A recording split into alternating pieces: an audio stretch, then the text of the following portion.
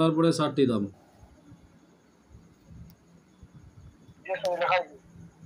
তারপরে শেষে পড়বেন আলাম নসরা সূরা ইনসুরা 7 বার পড়ে 60টি দম।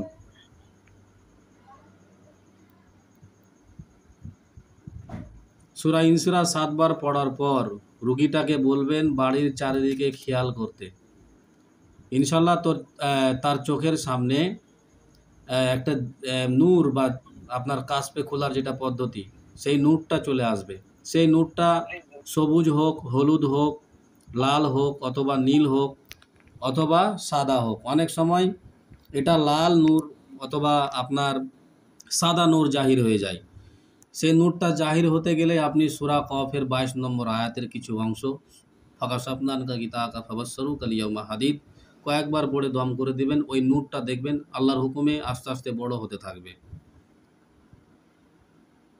আর ওই নূরের উপরে আপনি মক্কেল জাহির করবেন, যে কোনো আয়াতের মক্কেল হোক, আমিল যেটা যেটা আপনার জাকাত দিয়েছেন সেগুলো মক্কেলকেও ডাকতে পারেন, পার্সোনাল মক্কেলও ডাকতে পারেন। বা যেই স্থানে আপনি থাকছেন, মনে করেন যে আপনি ভারতের রুগী দেখছেন, তো আপনার সৌদি আরবের রুগী রয়েছে, বা আপনি এখান থেকে সৌদি আরবের রুগী দেখছেন, তো সেইখানকার মক্কেল ডাকলে সে আরবি ভাষায় কথা বলবে, তখন হ্যারাসমেন্ট হয়ে যাবেন।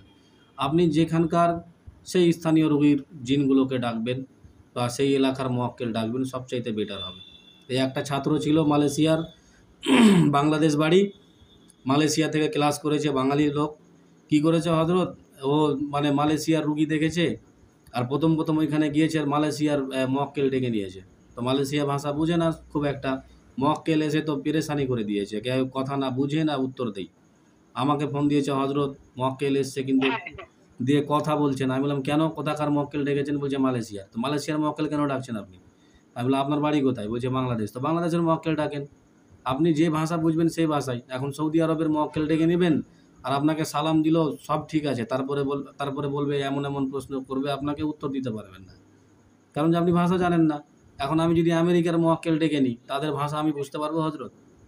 ফরাডিক্সের ভাষা সহজ নয় ধরা।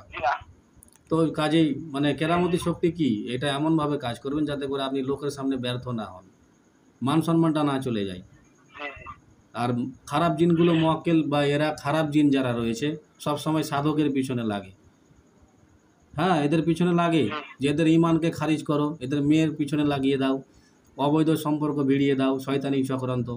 বেশিরভাগই দেখবেন যারা সাধারণ কবিরাজি, যারা লাইনে কাজ করে, আমেল ছাড়া অন্য কবিরাজি, দেখবেন এদের পিছনে নিজের বিবি থাকতে অন্য বিবির আকর্ষণ আসে। তার মানে এর দোষ নাই তো, খারাপ জিনের মাথায় বসে রয়েছে, মানে দৃষ্টি আকর্ষণ করতে রয়েছে। সেই জন্য সবসময় খুব সাবধান, আগুন নিয়ে খেলা করা, খুব সাবধান। সাধারণ মানুষ থেকে আপনি অন্য মানুষ হবেন এই জগতে। সবার বাড়ি খাওয়া চলবে না, সবার সঙ্গে বেশি কথা বলবেন না, আর বাঘের মতো জীবন যাপন করবেন, কারো গোলামি নয়। যার কাছে মাথা নত করতে হবে তার কাছেই, সবার কাছে নয়।